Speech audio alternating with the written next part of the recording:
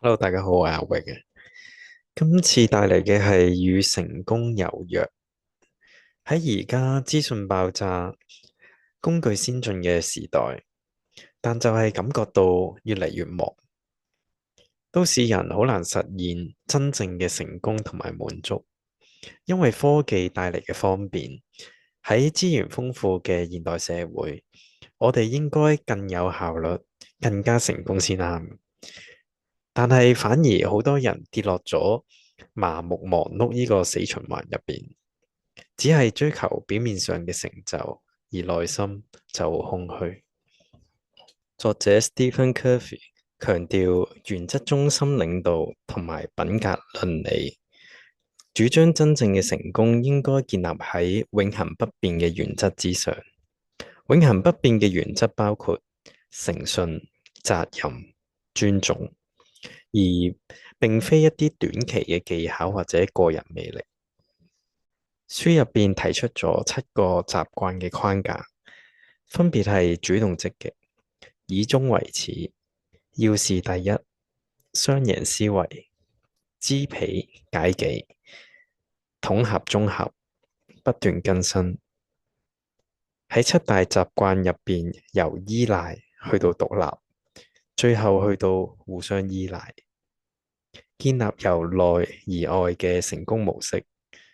作者提到，真正嘅成功係品格倫理嘅勝利。咁品格倫理究竟係咩嚟呢？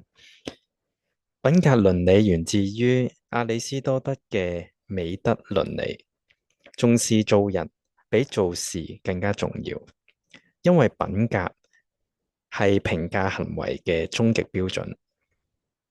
喺倫理學入邊，一個核心嘅概念，強調建立良好嘅品格同埋美德。當中嘅美德包括誠實、正直、責任、關懷、勇氣、尊重等等。因為咁樣做出正確嘅行為，可以實現美好嘅人生基礎，而並唔係單單遵守外在嘅規則。最終嘅目的係培養有德行嘅人。所以真正嘅成功係品格倫理嘅勝利，並非單靠個人魅力技巧所堆積出嚟，必須要先建立內在嘅核心價值同埋原則，先至能夠獲得持久嘅外在成就同埋人際關係。今次嘅個案係有關於2個伐木工，2位伐木工人每一日都一齊去森林嗰度斬樹。A 工人每一日提早開工之餘，亦都會延長收工時間。中午嘅時間就休息，用10分鐘頭嚟食飯。B 工人就準時開工，準時收工。中午嘅時候會用1個鐘頭嚟休息。1個月之後，阿 A 驚訝地發覺 B 斬到嘅樹竟然比自己多，佢就問：你每日工作時間比我少，點解斬到嘅樹更加之多？阿 B 回答返佢：你每次休息嗰陣，我都睇住你喺樹下邊喺度喘晒氣，而我休息嗰1個鐘頭嘅時間，亦都順便去磨利咗把斧頭。呢個個案帶出咗幾點：不斷更新嘅重要性。B 工人體驗咗第7個習慣。